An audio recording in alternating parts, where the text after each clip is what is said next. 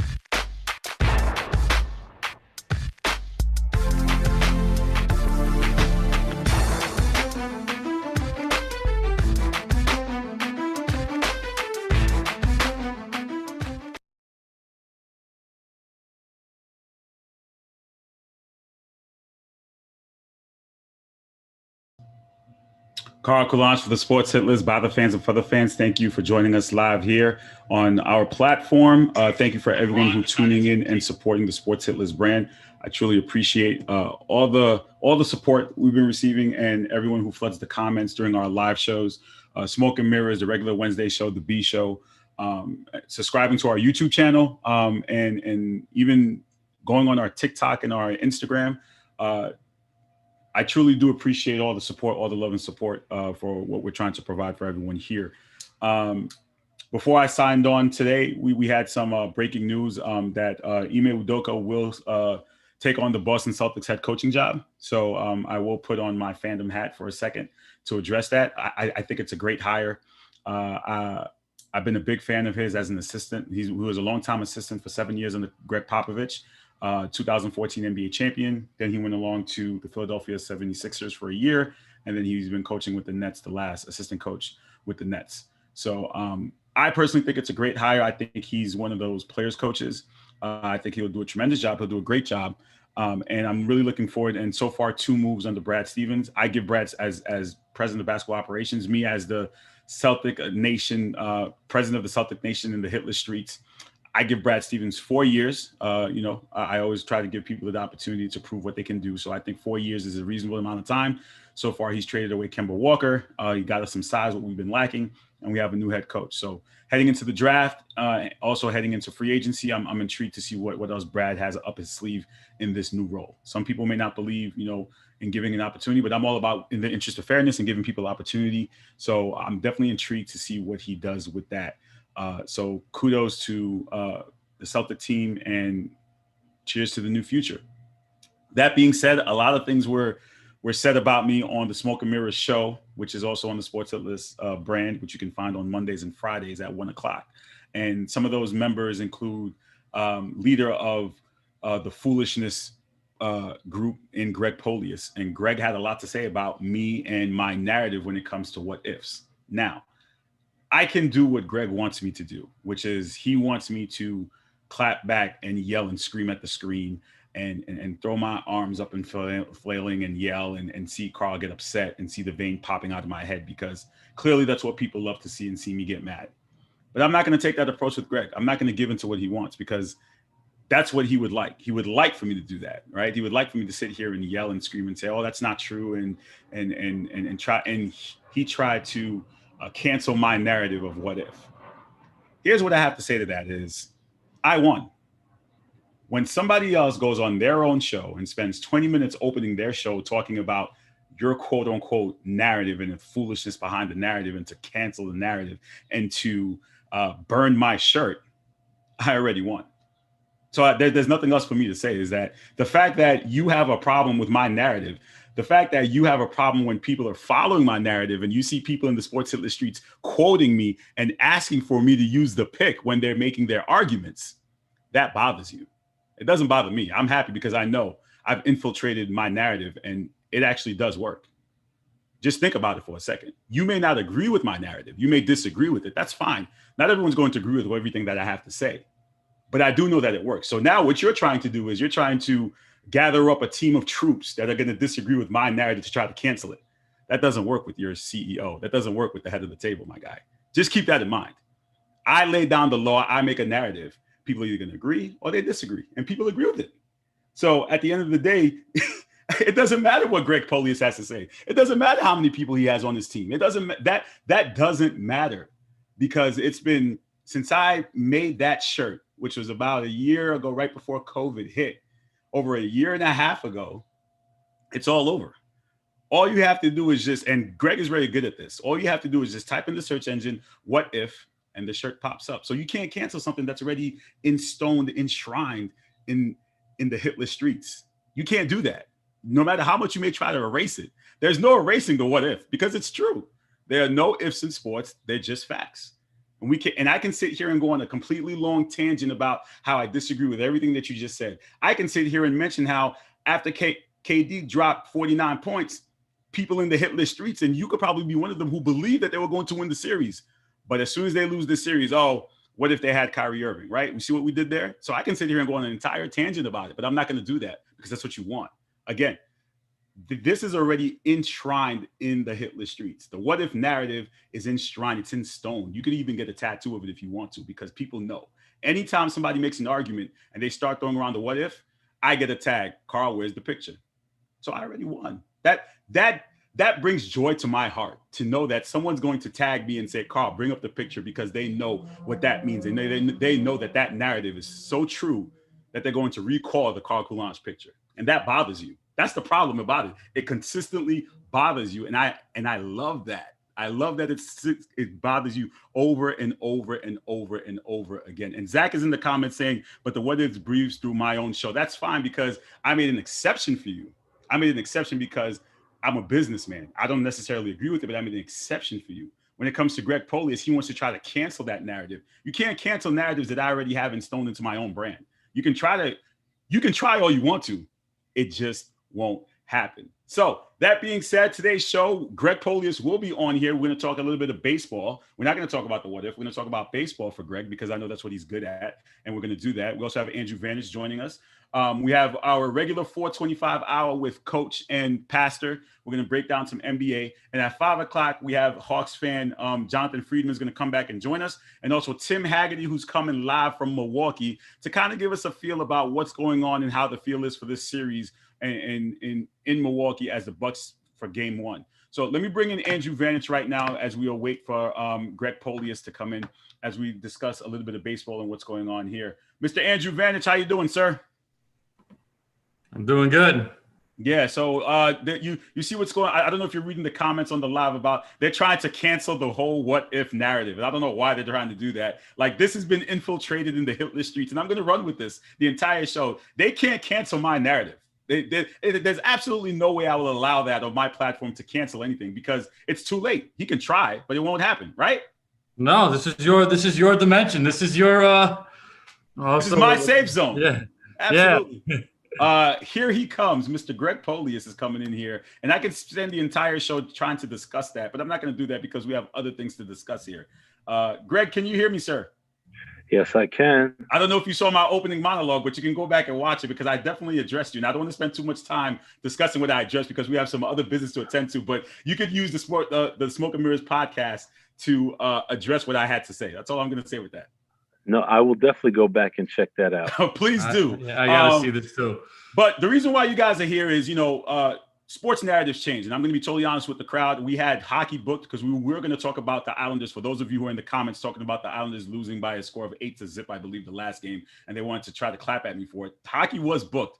But when I woke up this morning, I saw a video about pitchers being checked at the mound. And I'm just like, so I sent it to my baseball contributors. I'm like, what is this? What's going on? And Greg informed me that, managers can now check pitchers anytime they want to, based upon if they believe that they're cheating or they're using any illegal form of substance. And I'm like, that's not fair. So let me have the baseball guys in here to discuss it as the opening, and I scratched the hockey segment. So Greg, what's been going on with that? And I'm still trying to, again, I'm a casual, so I'm still trying to have a hard time understanding how can a manager just say, well, you know what, this pitcher's pitching well, check him.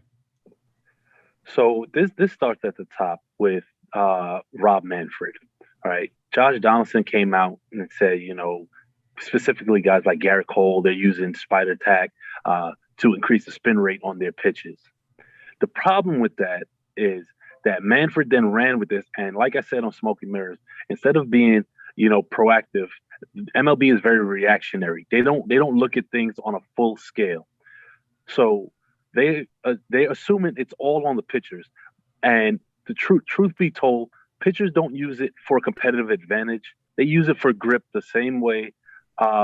Well, not the spider tack per se, because that's relatively new, but things like pine tar and sunscreen or like a mixture of that's been used for as long as pitchers can remember in baseball. You interview any player for any era from any level, they tell you they use some sort of substance for grip because the balls are really slick and really slippery and they want to have better location. And the problem comes in, one, they did this mid-season. They didn't give pitching is an unnatural motion as a whole. They did not give pitchers enough time to change their practices that would, prevent injuries or anything like that. And on top of that, everybody wants to see hitters do well, but they're saying, oh, well, batting averages are down because hitters are using spider tack. Carl, I'm telling you right now, don't let anybody feed you that line of bullshit. All right. They're not talking about the shift and how it's killing batting averages.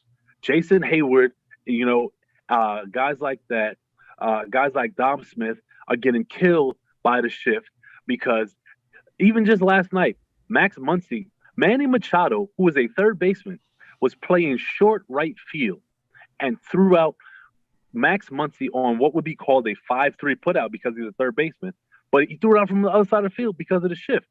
So that's also limited things. And then they don't want to talk about how the ball changed. The raised seams give you more grip, better spin rate. And this is just a bad job by the MLB, and they're inconveniencing the pitchers. And first of all, who the hell said it was a good idea to give managers carte blanche to check pitchers? It should be on the umpires and the umpires only. If they feel like, because last night Sergio Romo got checked after giving up a home run. What sense does that make? Max Scherzer, Joe Girardi said he checked him because he was going to his hat and he's seen him pitch for 10 years and never goes to his hat. How can you tell a pitcher what to do and when to go to what part of their body? This is outrageous and it's bad for the game. No, I agree, and I think what I'm thinking ahead to, and Andrew, you could probably talk about this, is when we get to the playoffs and games get crucial. Now, are managers going to believe that pitchers are cheating to the point where they're going to start checking them after every single play because they think or believe something's going wrong? Andrew, what are your thoughts here? I whatever Greg just said, 1,000%. Because I've had it up to here with Rob Manfred, and like this is another like bogus Robert Manfred rule. Pitchers are being like treated as if though they're going through TSA. It's taken away from the game. Baseball's a long enough game as it is. So for every single pitcher after every single at bat for a pitcher to be checked, it's ridiculous. And managers shouldn't be checking. It's up to the refs. It's up to the ones who call the game fairly. Or like a manager can make like a fake accusation, or who knows, like maybe like has like something on his fingertips and like maybe like plants it on him. Something crazy like that. I don't know. I don't want to put the tinfoil hat on, but yeah, it makes zero sense. And not to mention, batters use substances like so they get a stronger grip on the bat, so they don't wind up swinging and then clocking somebody in the field, or even worse, somebody in the fans when they're swinging with all their might to hit something coming at them 95 miles per hour. So moving forward, Real quick, Carl, I just wanted to address something in the comments. Somebody said, Joe Leo said, managers have always had the ability to inspect pitchers. He's not wrong. They have. However, with this new rule, it gives them carte blanche to check as many times as a game because Like Chuck said in the chat today, certain pitchers have routines, and you're going to impede these pitchers' routine, and it's not fair to these pitchers. Go ahead, Okay. Carl. So, Carl, I have to address something in the comments too. we're addressing the comments. We're taking shots at the comments. I love it. Go ahead. Manny Olivo just wanted me to remind you that the Islanders got smoked 8-0. He's just mad that his team he's just mad that the Nets got eliminated in the playoffs, so he has nothing else to root for. Shut up and comment. Anyway, as I was saying before I was rudely interrupted by Manny Schefter, moving forward though, if you want to see on the flip side though, pitchers who are using illegal substances, what's the best approach to checking them and making sure that they're not doing something that they're not supposed to be doing? So what I've been saying from the beginning, since all this came out, is the same way the MLB sanctioned pine tar as a legal substance, they need to come up with a legal substance for pitchers, because what people don't talk about also is there's maybe 40, 50 new balls the MLB pitcher throws with in one game. And each ball is more slick than the other. There's no consistency in the ball. They all have, quote unquote, no actual grip, because the grip comes from these substances. So the MLB needs to come up with a substance that is sanctioned by the top, that all players on all sides know is being used, and there's no issue with it. If you ask the hitters outside, and this is not, I'm not talking spider tack, because again, spider tack is very different. I'm talking about what's been used for all eternity in baseball. Andrew, what are your thoughts here? What do you think can be done to basically prevent this from happening and having pitchers routinely checked during games? Tell Ron Manfred to step down. Are you going that far? Is that the clear solution? Honestly, though, is that really the clear solution? That'd be a great start, but I would have to agree with Greg. You got to find the compromise where we can still keep the integrity of this game and stop with like these weird new rules. Really. And these weird new rules are basically slowing down the game. Is it less attractive to the casual when they see certain things like that? Because again, that's the first thing that popped my attention. Imagine an NBA. Let's say it's in an 82-game NBA season, and we're only playing the third quarter. We're only playing up to the third quarter today with a quarter to go. Or hockey, we only play two periods. The fact that we're playing 7-inning doubleheaders takes 2 innings away from an official game. And if it was like rain delay or something like that, I can understand. 5 innings is a game, but doubleheaders are only 7 innings now. I don't like that minor leagues got cut, so now it's harder for guys to make it to the pros. Mm-hmm. This is just like an addition to like the long list of what. Listen, Andrew, we have a new thing where I like to call "say it louder" for the people in the back. So, is there another thing you'd like to say to the people in the back that's bothering you about this MLB rules? Yo, comment section. Let's go to the MLB offices and tell Manfred what we really think. Put all those in the back. Let's go. Carl, I have to disagree with Andrew's point on the doubleheaders. I actually think it's great for the game of baseball for the casual fan. Okay, go into it. Because the games are shorter, casual fans are more inclined to tune in. And a 7-inning game is way more fast-paced, way more intense by the 4th inning, as opposed to a 9-inning game where that intensity doesn't happen until maybe late 6th, early 7th inning. Now, where the MLB messed up is they still have the same rules for a 7-inning game as they do as a 9-inning game. So if a guy comes out in the 4th inning, he's not going to be scheduled for the win, which is dumb. But what about when Madison Bumgarner threw a perfect game on a 7-inning day? Don't get me, that should be a no-no, period. They called it a complete game, but they didn't call it a no-hitter. That's dumb. That's why I said the MLB needs to, evaluate that and change rules within the game. But as far as the 7-inning doubleheaders, the day nights, I'm here for that. I'm also here for the runner on second base in extra innings. I'm here for that because it creates a level of intensity that a lot of casual fans don't usually get. But Greg, you know what, guys? But Greg, when we go to Citi Field and it's the 7th inning and we're not singing Lazy Mary, I need to sing Lazy Mary when I'm at Citi Field. But you know what, guys? I will say this. I've had some time to do some research on the MLB, and there is a perception that the MLB doesn't do ratings. Over the course of the last, I'd say, since 2019. Clearly, last year was a COVID year, and people were home and they were attracted to sports. There was a baseball season last year? But the numbers overall have increased in terms of viewership for baseball. They have been on the trajectory to going up. And I don't know if it's because of the rule changes or there's something different that I guess the younger audience seem to be more attractive towards the baseball product. It's also there's a lot of young stars that are box office that you have to see that make baseball fun to watch. And we spoke about it on the Monday show, and shout out to Ray Jarvis for calling it out. MLB leadership is too old, right? And too Caucasian. That's what it is. They don't like the stars that are flamboyant and want to be boisterous, but that's what the game needs. That's what the young fans want to see. And the younger fans are gonna, frankly, they're going to be more in abundance than the older fans in the next coming years. So let's give the fans what they want: 7-inning doubleheaders, run on second base, making the game look like I want to watch this game. Andrew, what are your thoughts on the increase in viewership? I know you're a big baseball guy. Well, baseball also has the luxury of being the only sport in the summer, whereas like football, hockey, basketball all kind of interject with each other scheduling wise. So, with things slowly turning back to normal, and it's also summer, it's also something to do in the summer. You go out to the ballpark, you have a great time with whatever what your team is. Like if you're like me, you try to go to all the ballparks this year. I'm lucky if I make it to Baltimore this year. But I can agree with with one aspect with Greg was saying, it's a ratings and marketing move, and for that I can see it. But as with the extra inning, man on second base, I feel like the man has to earn his to either first, stripes. second, or whatever. Yeah. To have him start there and a base hit. Yeah, earn the stripes. You know why I'm okay with it? Because both sides get the opportunity to do the same thing.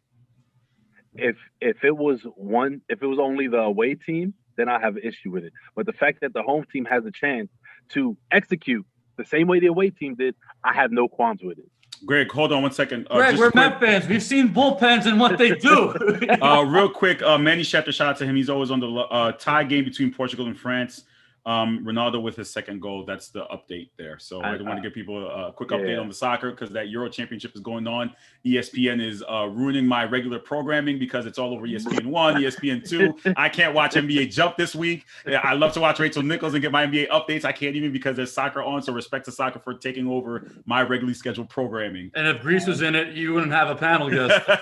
But let me say this though, Greg, while I have you here, I know you were watching last night's live, so I had to give you a 1 minute to tell them to say it louder for the people in the back. I'm tossing you a quick alley, but while I have you, before we go into our next segment, what were your thoughts on that? Andres deserves a temporary suspension because he was so bad last night. He was so pitiful, and I think it was Eddie who said in the comments he was playing defense like Rudy Gobert, and it's the smugness for me. Like, Andres, you're wrong. You are wrong. Rudy Gobert got cooked on the perimeter, and that whole if Donovan Mitchell scored 60 points, it was stupid, right? It was absolutely putrid. Every one of your arguments, they belong at the bottom of the East River. That's where they belong.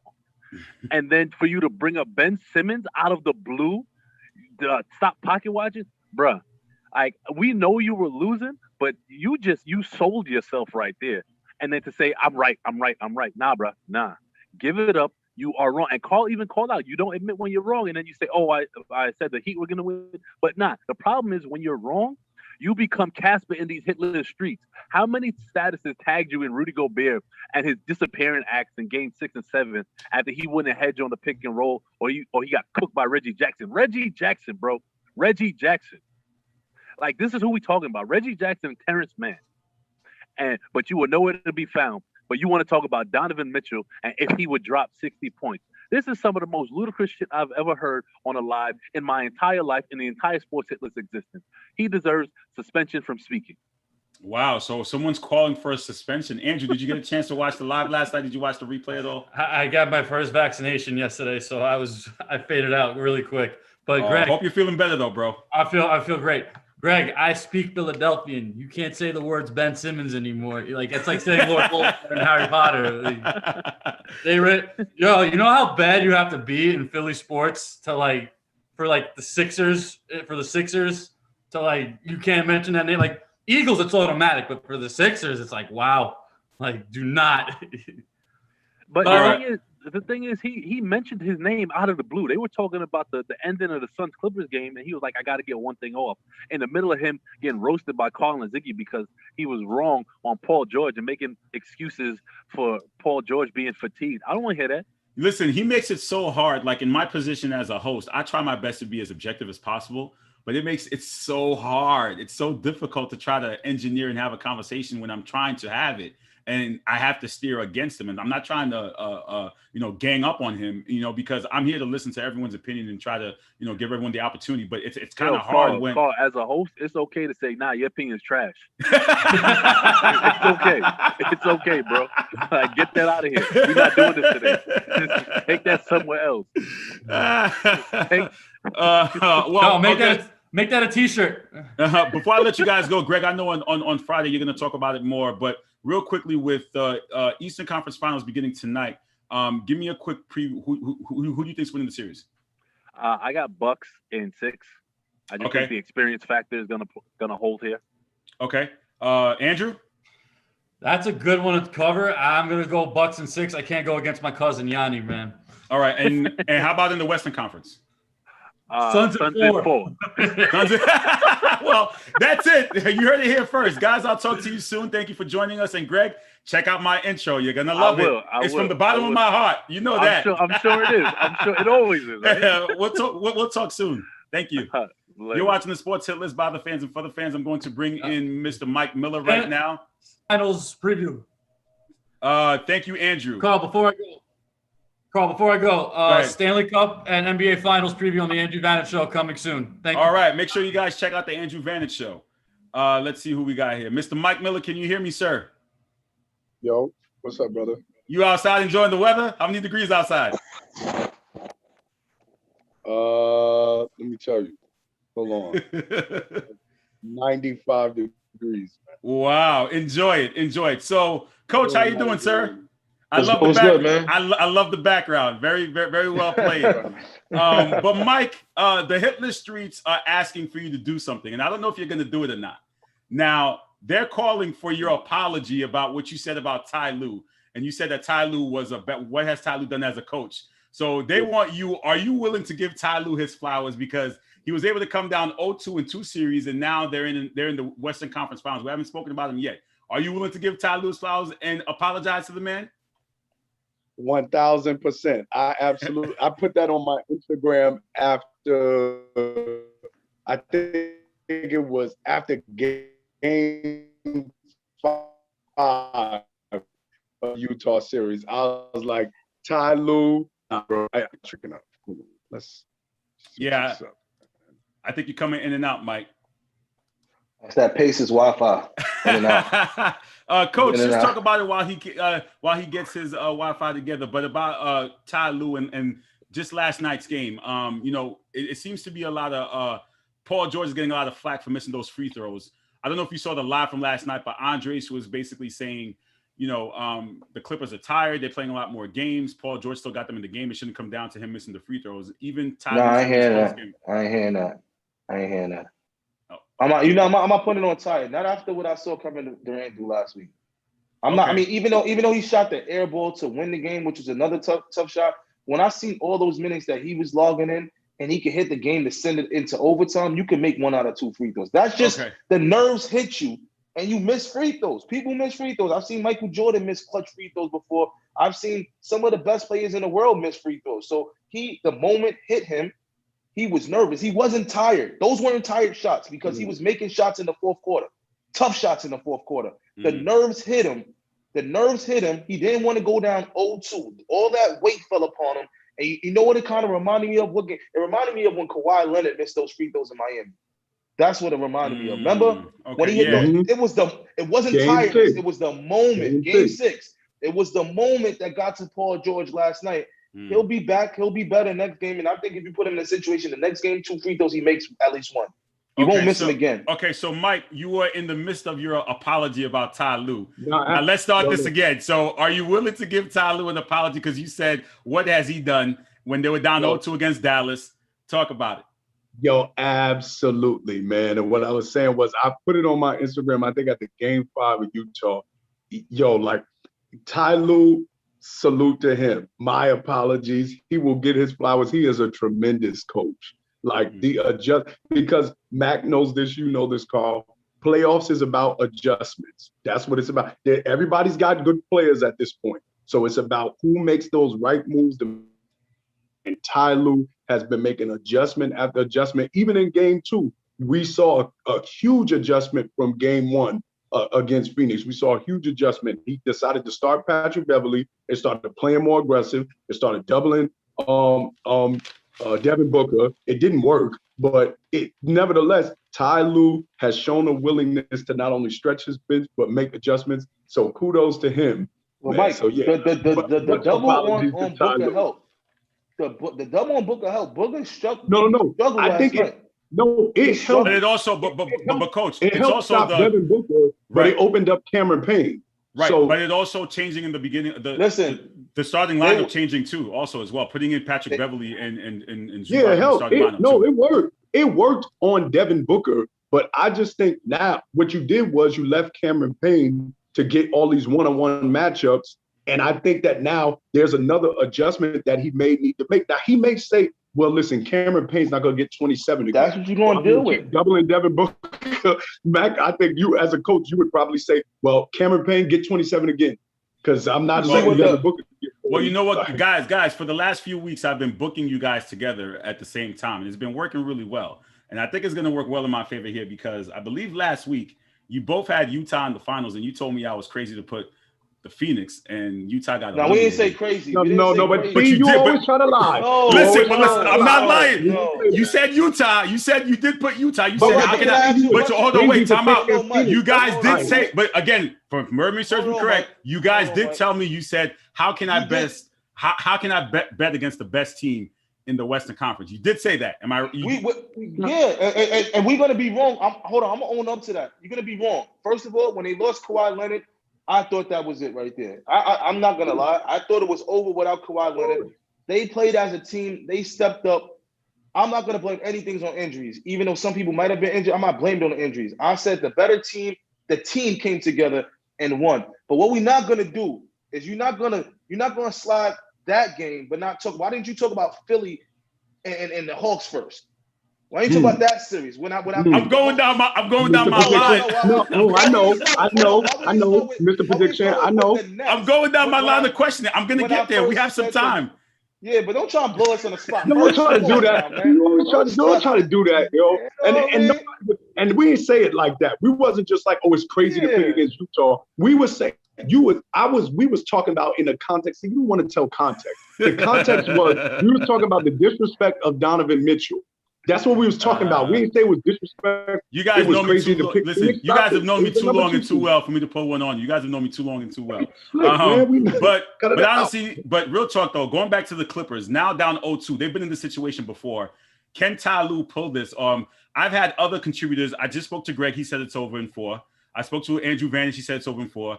Ziggy says it's over in 4. Are we all hopping on that bandwagon and saying it's over in 4? It's not because over why? 4. I just think the Clippers as a team, they found some kind of grit to them that I don't think they will allow themselves to be swept. And here's the thing. I understand Chris Paul is coming back, and I know how great Chris Paul is. But you got to understand, Cameron Payne put on a better performance than Chris Paul probably would have played in some of the games. I mean, Chris Paul doesn't get 28 and 9 or whatever the numbers are every game. You get what I'm saying? Cameron Payne produced at a high clip the last game. These guys are going home with the season on the line. It's the same thing I said last time when I said the Bucks were going to win that decisive game, Game 5. I predicted that the Bucks would win. I mean, what game was it? Game 5, I believe. Right? Game 6. Game 6. It was Game 6.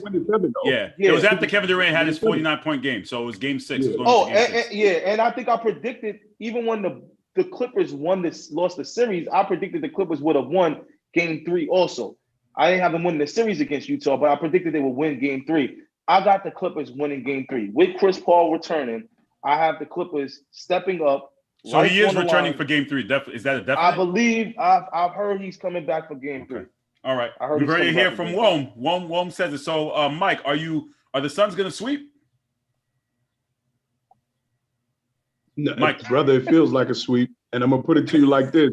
I felt like the Clippers in the Utah series, and this leading into those games, because remember, we came on before they played Game 5 or Game 6. So we had already knew Kawhi Leonard was out. And what did I say about Paul George? I said he can play great because there's no pressure. If he loses, oh well, Kawhi wasn't there. Wait, time out, Mike. Hold on. Sorry to interrupt. It's confirmed. Someone just put in the comments. It's confirmed because I said it. When I said it, it's confirmed. You know what I mean? Like, if you would have had this call at 7 a.m., I would have told you. Had it yesterday, I would have told you Chris Paul was playing. We believe in you. We believe in you. No, listen, man. We got an insider. Let's take advantage of our insider, please. Go ahead, Mike. Go ahead, Mike. So 6 and 7, there's no pressure. If you lose, so what? We didn't have Kawhi Leonard. He played his best. Game 1 is a little bit more pressure, but still, you're playing. I'm sorry, Mike. I want to keep the jokes on. Manny, where did you confirm it that I've seen it? Where? I'm looking at the comments right now. I haven't been on the sports hit list page all day. Some of us don't go through the page and read everything all day. I've been in 6 Zoom meetings, my brother. Ain't nobody see you confirm nothing. You know what I saw you confirm? I saw you confirm these hands when the Nets lost to the Bucks. I saw those hands get confirmed. That's what I saw confirmed. No, Mike, they deserve that, B. They've been talking all year since September. Yo, they deserve it. They deserve all that. I love Manny. I love Manny. I love Manny. But Manny confirmed it. He confirmed it. He confirmed it. But yeah, Game 1 is still no pressure on the Clippers because you're in Phoenix and you're the 2 seed and you still don't have Kawhi. But as Max said, Game 2, the pressure's there and the pressure got to Paul George. So for me, it feels like the pixie dust is officially off the Clippers. They no longer have the little engine that could feeling anymore because guess what? Now everybody's saying, oh, well, they came from an 0-2 deficit before. It reminds me of Denver last year in the bubble. They came back from a 3-1 deficit in the first series. They came back from a 3-1 deficit in the second series. And when they got down 3-1 against the Lakers, everybody was like, oh, well, they did this before, forgetting that the Lakers were the better team. Phoenix is the better team. We can see that. Phoenix shot 6 for 26 from 3 last night. Devin Booker was, for the most part, horrible, except for that last shot, and they still won. Right. Chris Paul coming back ain't going to make them worse. It's going to make them better. So this feels like a sweep. Game 3, I'm going to be paying attention intently. If the Clippers don't win Game 3, they're getting swept. But well, what a big take. Of course, if you're down 3-0, you're going to get swept. Yeah. But special shout out to DeAndre Ayton. A young kid, man. He played his heart out, got the game-winning field goal at the end with an inbound play from Jay Crowder. And Jay Crowder has been an excellent role player over the last 5 years in being in championship contention, whether he was with the Heat, whether he's with the Celtics, Utah. He's always been that seems to be a glue guy role player for championship contending teams. Moving along to the Eastern Conference tonight, we tip off Game 1. We have the Hawks versus the Bucks, and I know the Bucks are the favorites going in here, but I kind of like the underdogs in the Hawks. So, Mike, what are your thoughts here with Atlanta? Atlanta really has nothing to lose, and people didn't believe that they'd win the first series, and then now they knocked off the number 1 seed in the second series in 7. Now they're here. Talk about the Hawks. Man, can they pull this off? Man, I think they can. This is one of those tricky series. And again, we may all get caught in the prisoner of the moment type of situation. Like I said, I just talked about Denver.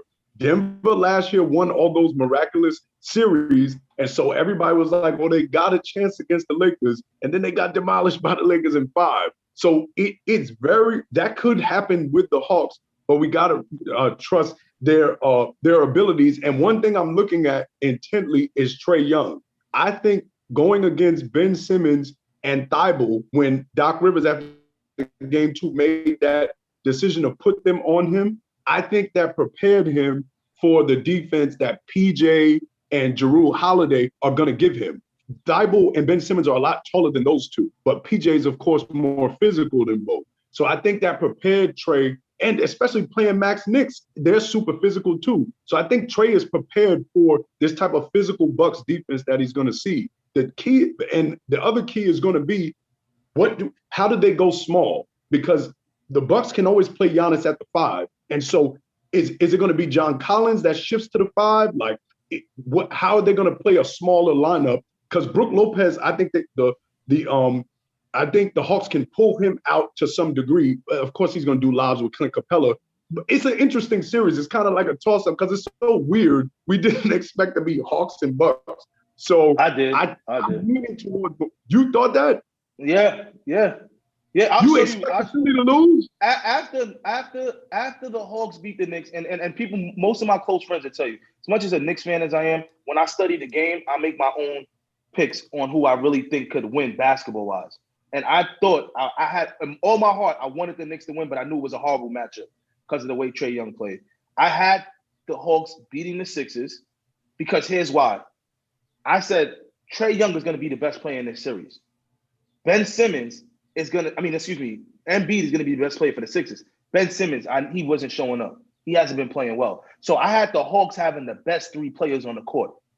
That's what I had. The Hawks had the best, the 3 most efficient players. And I don't want to say better because better is subject to your opinion. You can think someone's better and other person can think someone's better. But I thought the Hawks had the better players. In this series, however, Mike, I disagree with you. I think the Bucks have the better players. I think Giannis and Middleton are better than any pair and produce better than any pair that the Hawks have. Now, Trae Young is going to be a hard person to defend, but I feel like the Bucks' length and their defensive presence in different positions give them a better opportunity than when they played against Philadelphia. And here's the thing. Philly doesn't have any shot makers. That was what we were seeing. Shake Milton only had 1 good game the whole series. I thought he would play a little bit better. Thibault didn't really play that great. Ben Simmons couldn't shoot a rocket to the ocean. MB was trying to carry that team. And we had Seth Curry put on an amazing performance. I played that well. I think Milwaukee is better prepared to make shots as a whole.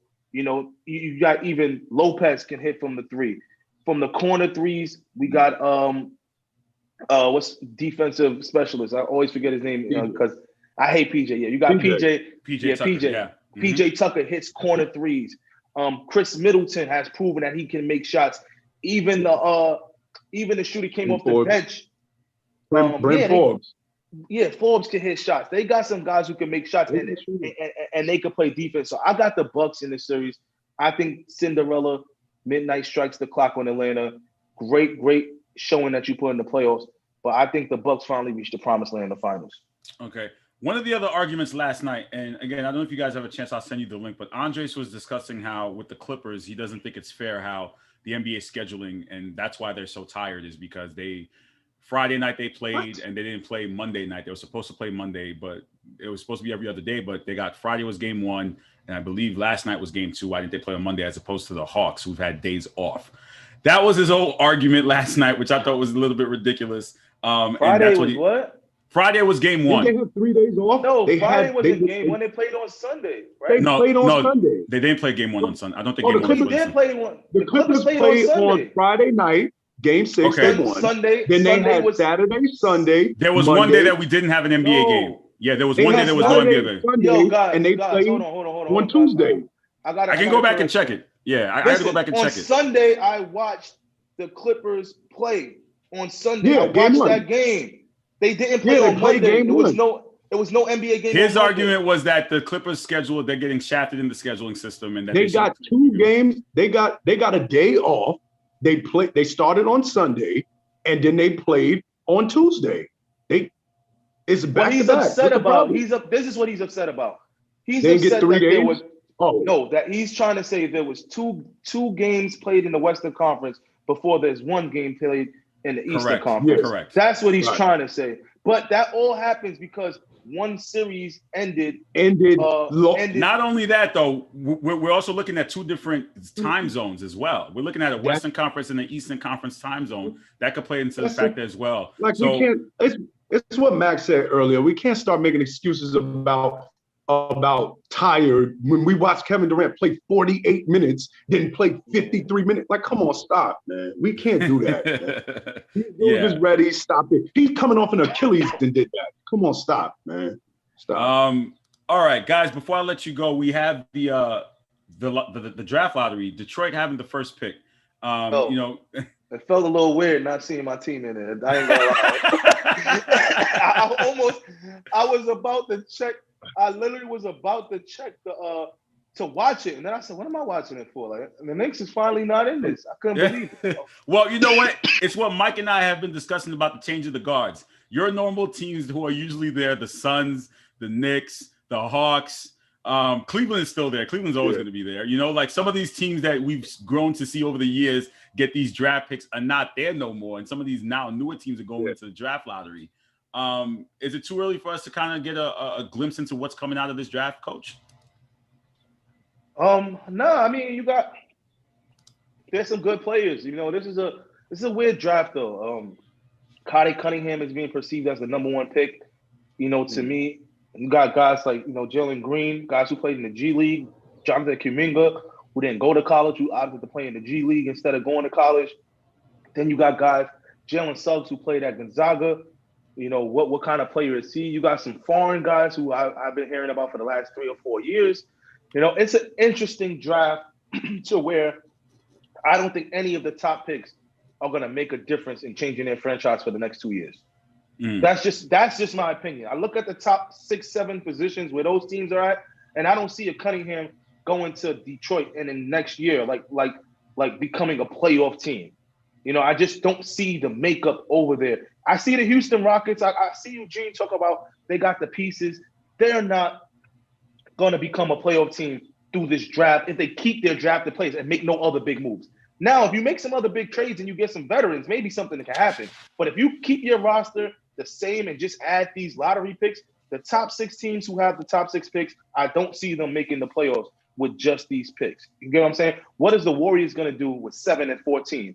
I would assume they're going to try and trade that 14 and put that together, maybe try and get higher in the draft, or it doesn't look like most of the draft positions are really going to help them change their future. So why don't you trade and get a veteran? You know, somebody who can really have impact and give Draymond, Clay, Steph a chance to really make some noise in the playoffs next year. So it's going to be interesting. I don't think solely on the picks, but how people maneuver, how people add them to trades, and how people, you know, move their rosters along using the picks as, you know, other currency is what I'm trying to say.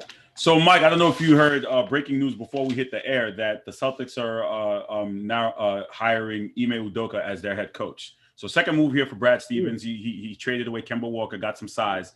What are your thoughts on that move for Ime Udoka getting his first head coaching job in the NBA? I think that's nice. He's been on Pop's bench for a while now. He was on Pop's bench. No, he was on Pop's bench for 7 years. Then he was an assistant in Philly, and he was an assistant with the Nets the last 2 years. Yeah, so, that's what we're talking about. I mean, I'm still going to wonder why Sam Cassell can't get a job. But, I mean, nevertheless, black coach, it's cool that he's getting that job. And so I'm excited to see what he can do. I like the idea of giving new coaches a chance, except for Mark Jackson. Free Mark Jackson. Let's give my man another job. Come to the Pacers. I'd love to have him. No, they got to let it go, man. No, they got to let it go, Carl. They got to let it go, man. It's been almost 7 years now. He's not getting a job. As much as I want him to, I understand, but we've seen the truth. He's not getting a job. As much as we want him to get a job, he's not going to, like, he hasn't had, there have been so many opportunities. Mark Jackson's not getting a job. And they're not going to get, I'm with Mac, though. I'm interested in the draft lottery in the draft. I'm only interested to see who's going to maneuver, because I do think the Warriors are going to trade and package their picks to get Karl Anthony Towns. That's just what I think. I don't know if it's true, but I think they're going to try to do some maneuvering to do that. And because Cat's not going to stay there, and I've been on that bandwagon for years of having another Timberwolf go to the Celtics, and I've been wanting Cat for years. What pick the Bulls get? What pick the Bulls get? I don't know. I can look it up. I don't remember. I honestly wasn't paying attention to the draft. Nobody was paying attention that much, man. Nobody was. I really wasn't paying attention to the draft. I just realized it was on last night.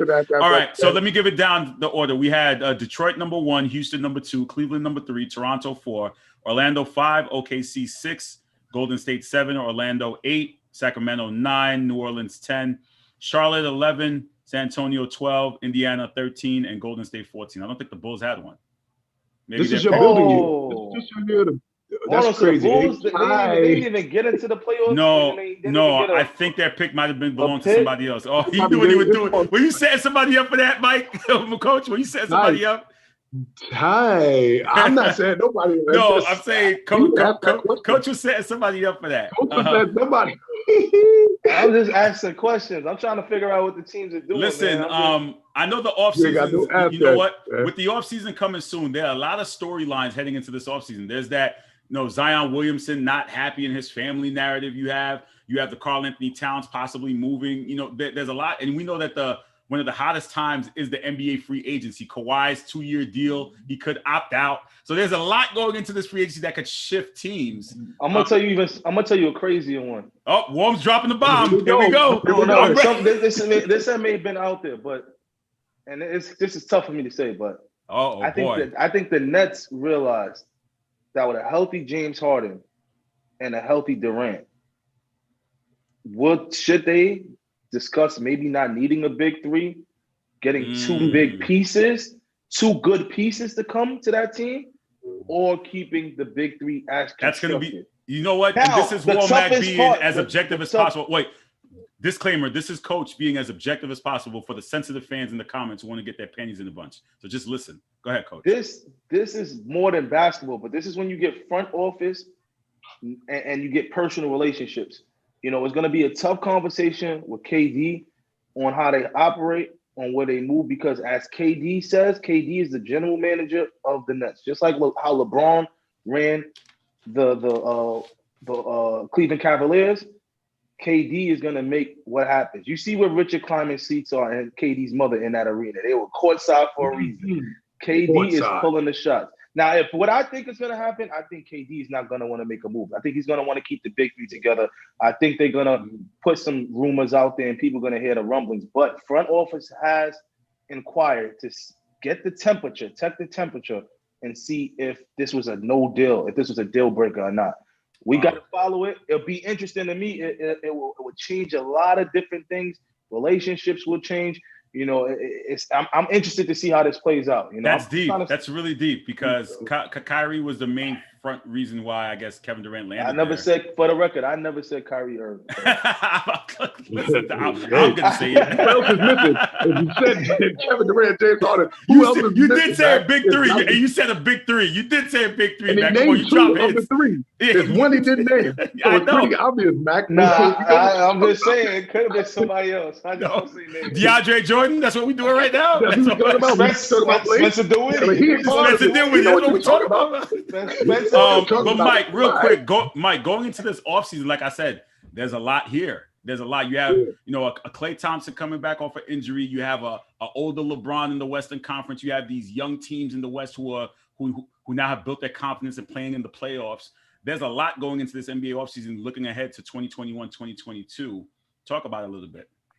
Man, listen, it's a lot of movement. I think we've all, as NBA fans, gone are the days where the summer was quiet and you didn't get any movement. It's more movement every single year. So I think we're just going to have some more movement, especially depending on who wins the championship. But that's the key. And I said this a couple of months ago, Carl, is that there's some things that can shift depending on who wins this year. Right now, we got a bunch of teams outside of the Clippers. We got 3 teams that their marquee guy was drafted there and they built around it. So if one of those 3 teams win, then what we can see in the offseason is people may not want to join up with people all the time. You may see, hey, I can stand pat on my team and I can win a championship. Now, we're going to say, okay, injuries happen this year, but let's say, hypothetically speaking, Giannis runs through the Hawks and then runs through Phoenix or the Clippers.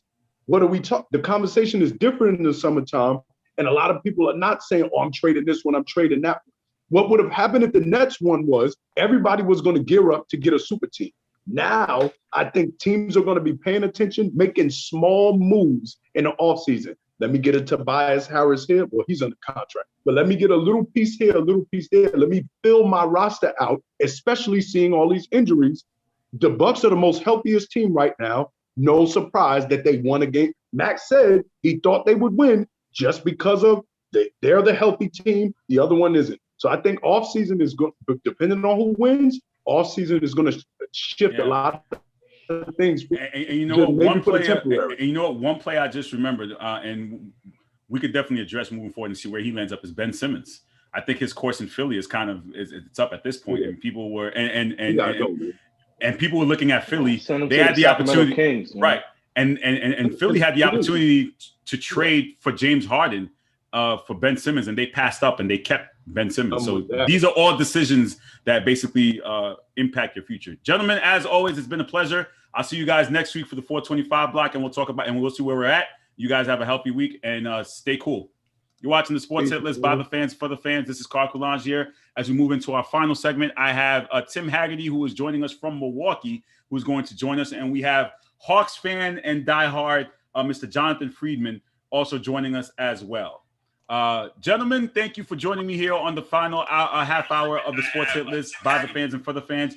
Jonathan, listen, a week ago, you didn't believe that your Hawks would be in this position. And I told you, and I said, be careful of Doc Rivers. Here we are a week later, and you're in the Eastern Conference Finals, 4 games away from the NBA Finals. How do you feel? Did I pop into your mind and say, you know what, maybe Carl was right? Well, who knew Simmons was going to get to the basket and pass up a dunk? You know what I mean? Yeah, right, for sure.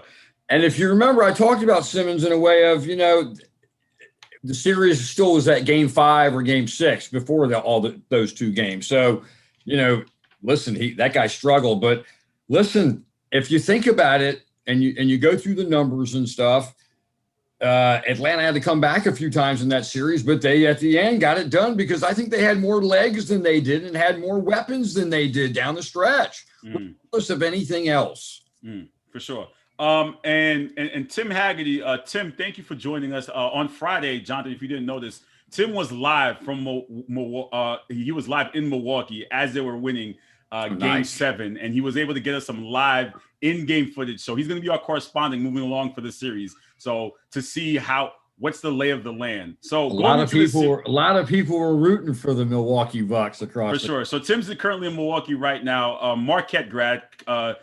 Really proud of Tim, one of my students from my high school I used to teach at. But so, Tim, what's the word in Milwaukee? How confident are Bucks fans out there? Are they seeing sweep? Do they think Trae Young could pull off the Cinderella story? What's the feel over there? Yeah, thanks, Carl. First of all, happy to be here and represent the Sports Hit List from Milwaukee. The general feeling here is really, Bucks fans are ready to win. I think, they look at the Hawks as a team that they can overcome, given they've just passed, former Eastern Conference champions, the Miami Heat, and then, the ever so formidable Brooklyn Nets, despite all of the injuries. I think, the general feeling here is just to keep finding ways to win. All these teams have challenged them in different ways and pushed them to their limits. And I think what it boils down to tonight for the Bucks is going out and getting the first game and, sticking to their game plan, playing their game, controlling the tempo, and making sure they can play their way. Now, Tim, let me ask you this. Giannis faces a lot of criticism from non-Bucks fans because of his game. Do Milwaukee fans criticize him and also Mike Budenholzer as much, or are they giving them passes in terms of seeing how they've been playing in the playoffs and making adjustments in coaching?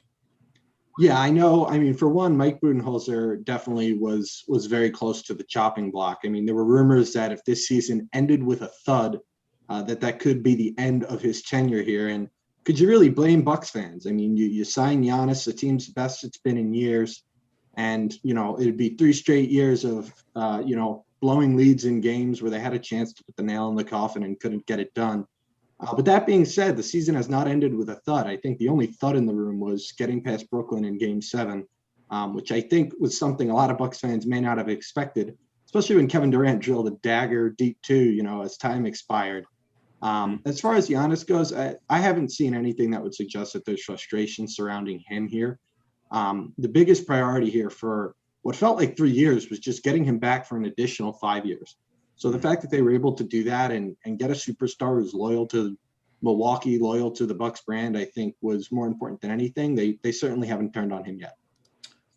Jonathan, with Nate McMillan doing an excellent job out coaching Doc Rivers, and even you could say Tibbs to an extent in the first 2 rounds, could he outcoach Mike here? Does it come down to the coaching matchup, or does it come down to the casuals and the players that you have to try to win the series? I give Milwaukee a lot of credit. They're a good team. They've gotten to the point where, it's a stepping stone league. You lose in the first round, you lose in the second round, and to get to that conference final, and they've done that. And they're an accomplished team. Interesting. Atlanta now goes into a series where you may see Cam Reddish play now. He's been ready to go. They said ready to play, and that provides Atlanta with another wing player, long arms, that type of defender. So Atlanta's a good perimeter defensive team. Listen, they don't have an answer for the Greek Freak. Nobody does, and to expect that's going to be great. They're just going to bang them like the center in Philadelphia got banged by Capella all for 7 games. So it's going to be the same type of situation there. And Atlanta, though, I was looking at the rosters today, and I could be wrong, but I'm looking at the rosters. Atlanta just seems deeper offensively. In other words, they're bringing guys off the bench who are all 5 of them can score points. And I was kind of find that for Milwaukee, and maybe it's not an apples and apples situation, but it's just going to be interesting. What I think it comes down to is the benches. I think whose bench is going to really come through the most at the end of the game, at the end of the series, to make it, listen, I'm taking Milwaukee in 6. It's the realistic pick here. And hopefully, it'll be Jonathan. I don't know. I think that's that reverse happens. Psychology thing here because you picked Philly. It may come across. I have a feeling. Listen, it does. I have a feeling you're doing the reverse psychology. You know as a what? I can understand why you would feel that, but I'm also a realist, and I also know that as I told you last week, the Atlanta Hawks it's a macro thing. They're going to be good next year, the year after, the year after, the year after. And if they lose in this series, they're already playing with house money, and they're a much younger team. So, and Milwaukee's a much more, is a better team than Philadelphia. So, every round it gets harder. And I'm sure Milwaukee feels that way about the Atlanta Hawks also. Every round it's going to get harder. So it should be a great series, though. No, Jonathan, let me ask you this. Nate McMillan still has that interim tag. Are they just waiting until the end of the season to give him a long-term deal, or is it like? Yeah, I saw that and I was kind of a little. I'm sure. Everybody wants to. They should already have these things. They do. It's just not out there right now. And they're at the end of the offseason. What are they going to do? By the way, we're going to let a free agent walk. Yeah, for sure. Free agent walk. They can't let him walk. He's going to be their head coach for another 3-4 years. Yeah, he should be. Tim, is there any fear in Milwaukee's mind, or is it overly confident that they're gonna sweep the series, gentleman sweep? Like, is there any confidence in terms of the fans or even the team heading into the series, or underestimating the heart of the Hawks? Yeah, I think there's certainly the best way of describing it is cautiously optimistic. I mentioned earlier, I think great way to say it. They expected to beat Miami last year. They expected to beat Toronto 2 years, and it didn't work out that way. Miami, especially, I think last year was particularly embarrassing. And there's an image burned in the back of my mind of, Giannis's face in the final minute, staring at the scoreboard and kind of a look of determination to get it done. But I think, fans are excited that they got past Brooklyn. And, with the last 4 teams left, they're the favorite, but I don't think anybody's counting their chickens before they hatch. I think everybody wants to see them get it done. And look, this is familiar territory to the Hawks. I mean, they're a team that were not picked to beat the Knicks, not picked to beat the Sixers. And now they're here against the Bucks, who haven't been able to get it done in the past year. So I think cautiously optimistic, really the best way to describe it, Carl. Okay, so Jonathan, you're going Bucks in 6. I want the Hawks to win the series. Of course, win the series. I make that very clear. I'm a huge Hawks fan. I make that very clear. I just think realistically, again, it's not the kind of thing that if they lose this year, I'm going to have this big disappointment as Milwaukee would if they were to lose. Right. Total Absolutely. Scenarios. So you have the Bucks in how many? Situation. So you have the Bucks in how many games? Like 6. 6, Tim? First of all, Jonathan, all of Milwaukee rejoiced at once when you said that, as Brandon Jennings coined Bucks in 6 many years ago here in Milwaukee. It's all we yell about is Bucks in 6. I have to tell you, one of my favorite players of all time in the NBA, literally, I promise you, is Sidney Moncrief, one of the best players that ever played this game. If all the generations didn't just get to see that guy play, he could play. Anyway, that's what I think of when I think of the Milwaukee Bucks. Go ahead, Tim. Who you got? How many games? Yeah, I'm going to go ahead. I'll take the Bucks as well. I think, they're playing with a chip on their shoulder. They've experienced so much in the last few years. In 6, baby. Bucks in 6. Okay, so Tim, let me ask you this. You're a New Yorker at heart. So are you telling me, and I've known you for years, that you're now a Bucks fan because you've been living out there for so long, or you still have the heart of the orange and blue with the Knicks? Oh, I'm a Knicks fan through and through. I mean, I tell Bucks fans all the time, look, I'm a hometown guy. I've lived in Milwaukee for 7 years. My first NBA game was a Bucks game. You know, I got a lot of pride and memory tied to the Bucks and tied to Milwaukee. But if it came down to it, I say the same thing with the Brewers. You know, if it came to Yankees Brewers, I'm going to be true to myself. And you know, whether or not you think I'm a Yankee fan, a Knicks fan, a Bucks fan, or a Brewers fan, you'll see in time. But for now, the Knicks are still bums, and the Bucks are in the Eastern Conference Finals. So we're riding with what makes the people happy. I love it. Before I let you guys go, let's shift to the Western Conference and get your opinion here. Jonathan, the Suns went up 2-0 without Chris Paul. Will this be and a lot of hitless contributors have said this is a sweep, clear gone sweep. What do you see here with the Clippers heading home down 0-2? I usually I'd be the kind of person that would say, oh, they're going home and whatever. But I think that those foul shots being missed yesterday was an example of maybe tiredness. We're giving it all we got, whatever. There's a lot to it of missing those foul shots yesterday. And then the way the game ended, you know, let's just say this. Would you say Phoenix is going to get one in Los Angeles? Is that fair to say? I would say so. Yes, and it's confirmed Chris Paul is returning for Game 3 too. So it comes down. Yeah. I'm going to say because the other team gets paid also. I'm going to say Phoenix in 6. Phoenix in 6. Tim, what are your thoughts here with the Western Conference Finals?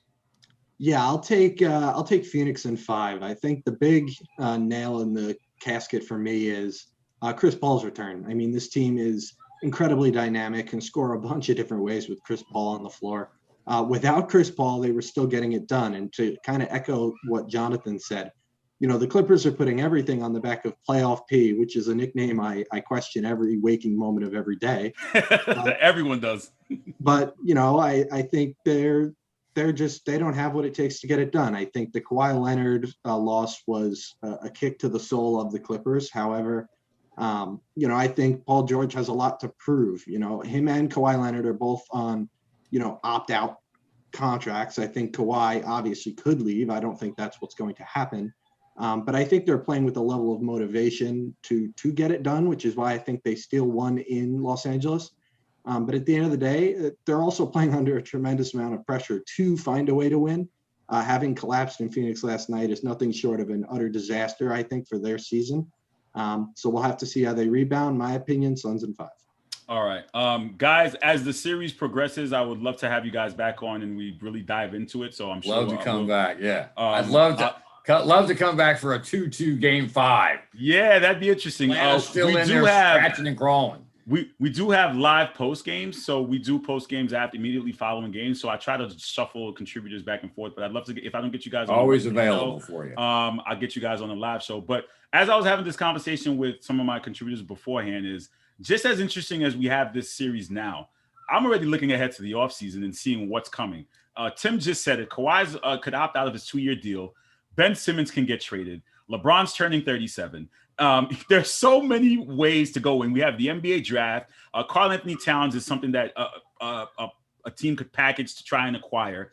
And one of my friends just said, he said, you know, maybe this is a shift in the league because we thought the super team era was the way to win championships, but the Final Four, 3 out of the 4 are dealing with players who were drafted by their teams. So there's a lot of things to consider. And we always say the NBA free agency is probably one of the best times because teams are trying to shuffle and get their teams together. I'm really looking forward to it. What are your thoughts real quick about heading into free agency and something to say about organic growth, right? That's how you win. That's how you win is organic growth at the end of the day. Actually, Atlanta now has become a destination to play basketball now, hasn't it? Yeah, for sure. So all of a sudden you have a team like Atlanta that could be involved in any type of big play or whatever. I'm not saying they're going to go out and get a Kawhi Leonard or anything like that. But my point is just funny how things can turn out if no one wants to play there before. And all of a sudden, you know, they're in the picture. So, but I don't think Atlanta would be one of these teams that would bring in a big time player anyway. And Tim, and you said Milwaukee, the last 3 or 4 years, were waiting for Giannis to sign that extension. And when he did, people kind of looked at him like, bro, you need to get out of Milwaukee if you're ever going to have a chance to win. But now he's in the Final Four. So is that changing the narrative that, you know, homegrown teams can still build through the draft and so forth and not have to go out and acquire a top name? Yeah, I think that's definitely building momentum around the league. And I think, I think Colin Cowherd said it first, but I think it's incredibly clear just how fragile winning an NBA championship can be. And you take a look at a team like the Nets that put really all their chips on, 3-4 guys and then a bench that they, thought and hoped could get it done. And they got good contributions there. But when it boiled down to it, they were fragile. Kyrie Irving, suffering an ankle injury. James Harden playing through an incredibly strenuous hamstring strain. I think a lot of teams are going to look at that and learn a lesson like, okay, maybe the best way to go is organic building a deep team, a deep roster, not pulling all your chips in one place. But that being said, I don't think anybody's going to resist the opportunity to add Kawhi Leonard to a team that's already has talent. As we've learned, he wins championships in different cities and he's always competing. So I think he's as valued as it gets if he hits the open market. Guys, it's been a pleasure having you here on the Sports Hit List by the fans and for the fans. And as I said before, as the series progresses, we will have your insight on how the games are being played. You guys enjoy the games as we're down to the Final Four, and hope you guys are staying safe out there. Thank you for coming on. Nice to see you guys. All right, we'll talk to you guys soon. Okay. Thank you for watching the Sports Hit List by the fans and for the fans. This is Carl Coulange as I wrap up the show. I just would like to thank all my contributors for coming onto the show and discussing sports. And this is what we do on a daily basis. Please make sure you check out all the Sports Hit List content. You could log on to YouTube and subscribe to our YouTube channel. You could go onto our Facebook page. We have shows during the week. On Friday, we will have Smoke and Mirrors at 1 o'clock. My wife's show, the B show that goes on, she's currently on break right now. So she'll be back in the summertime. We have a new show coming called The Fan Zone on Tuesdays. NFL season is not too far away. We're going to start previewing some of those teams. So please make sure you tune into that content. We're going to have our Sunday kickoff. We may have a fantasy show. There's a lot of Sports Hit List content. Again, like, share, comment, subscribe. Can't forget about my pro wrestling guys too as well. We have pro wrestling team doing their thing out there. We have a Monday show called Off the Top Rope. So subscribe to all the Sports Hit List content by fans for fans. And I'll talk to you guys soon. Oh, and tonight we will have a wrap up of Game 1 of the Eastern Conference Finals between the Bucks and the Hawks. Stay tuned immediately following the game. Don't go to ESPN's post game. Don't go to NBA TV's post game. Come here to the Sports Hit List post game and check out what we have to say about it. I'll talk to you guys soon. Take care and thank you.